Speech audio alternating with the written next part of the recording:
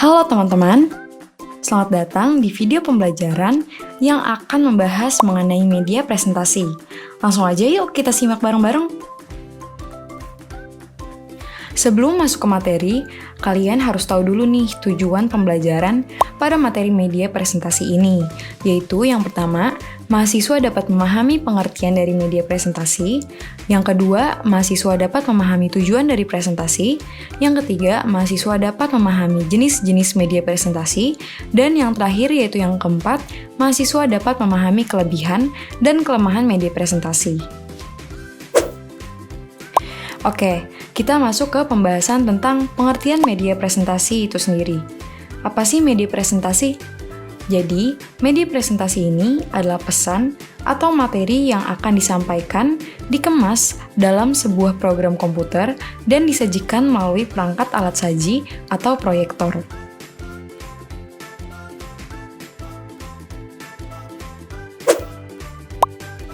Presentasi sendiri memiliki tujuan tentunya, yaitu yang pertama yaitu menyampaikan informasi. Menyampaikan informasi di sini tidak hanya seputar pembelajaran, tetapi presentasi juga berlaku untuk suatu perusahaan yang ingin memasarkan produknya yang baru saja launching. Hal tersebut termasuk menyampaikan informasi kepada audiens. Lalu yang kedua, ada memengaruhi audiens atau pendengar. Melalui audio visual yang kita presentasikan, diharapkan audiens dapat mencapai tujuan diadakannya presentasi tersebut dengan memahami isi presentasi atau mungkin dapat termotivasi dan terinspirasi. Yang ketiga ada menyampaikan permasalahan, solusi, dan cara kerja.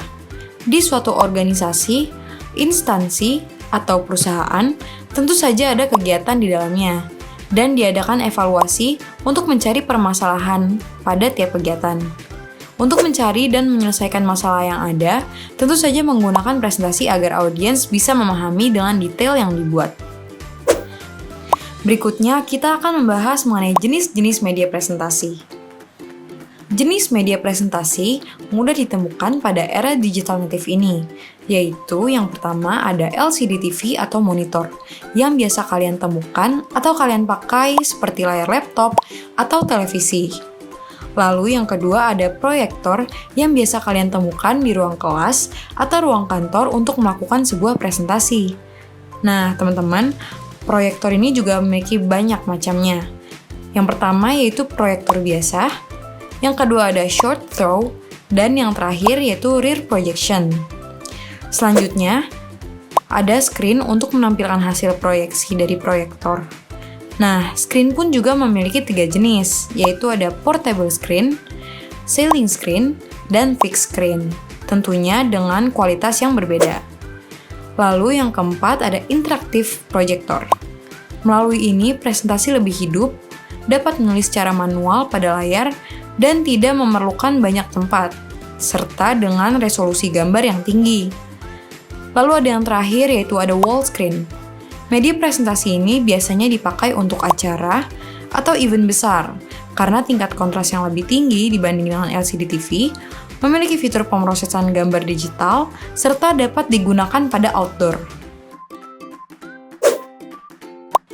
Nah, teman-teman, jika tadi kita membahas tentang jenis-jenis media presentasi, berikutnya kita akan mengenal lebih jauh tentang kelebihan dan kelemahan yang dimiliki oleh media presentasi.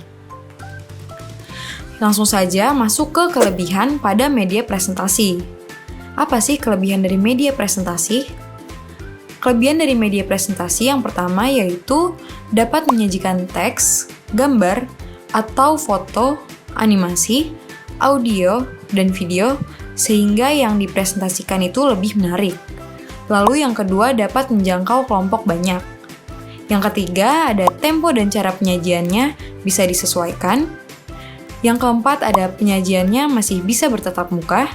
Yang kelima yaitu dapat digunakan secara berulang-ulang.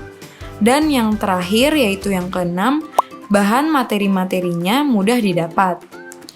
Jika tadi kita membahas mengenai kelebihan dari media presentasi, nah selanjutnya ini kita akan membahas kebalikannya nih teman-teman, yaitu kekurangan atau kelemahan pada media presentasi. Yaitu yang pertama, ketergantungan arus listrik yang sangat tinggi. Seperti yang tadi telah dijelaskan mengenai jenis-jenis media presentasi, kebanyakan dari jenis-jenis media presentasi tersebut sangat membutuhkan adanya arus listrik. Lalu yang kedua, media pendukungnya yaitu komputer dan LCD cukup mahal. Yang ketiga yaitu penggunaan media ini sangat tergantung pada penyaji materi. Penyaji harus menguasai betul materinya. Lalu yang keempat, disajikan hanya dalam bentuk teks dan kebanyakan hanya berbentuk animasi-animasi gambar saja.